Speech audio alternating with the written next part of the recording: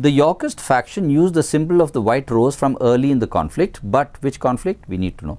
But the Lancastrian red rose was apparently introduced only after the victory of Henry Tudor at the Battle of Bosworth, when it was combined with the Yorkist white rose to form the Tudor rose, which symbolized the union of the two houses. Okay. Badges were not always distinct. At the Battle of Barnet, Edward's son was very similar to the Earl of Oxford's Worth star, which caused fateful conclusion. Now, one talks about roses as symbols, and this one talks about the sun and the star. Fine.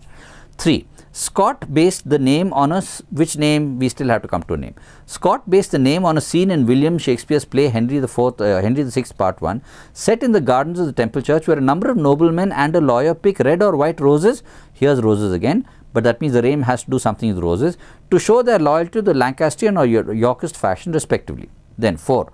Often, owing to nobles holding multiple titles, more than one badge was used.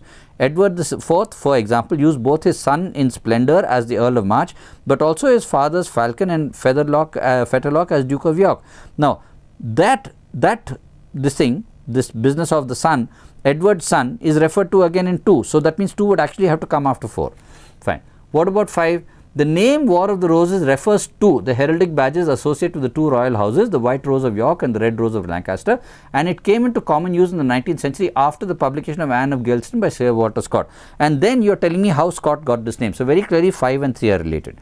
Now 5 and 3 are related, so I would move from 5 to 3. 4 and 2 are related because you are telling me about Edward's son. So now my point is, what does 1 do? 1 says, the Yorkist faction used the symbol. So it tells me how the War of the Roses, the term War of the Roses came from this.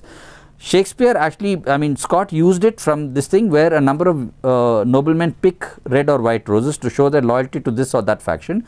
How those factions used it is 5, 3 and 1, right? So I'd move from 5 to 3 to 1. Now what about this? 4 and 2 give me a slightly different thing.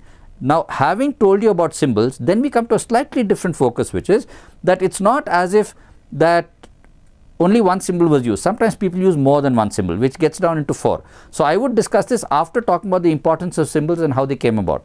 So the importance of symbols and how they came about is 5, 3 and 1. Then the fact that somebody might have used more than one happens in 4. And an example of that actually happens in 2. So I'd move from 5 to 3 to 1 and then to 4 and 2. So 5, 3, 1, 4, 2 would be the answer.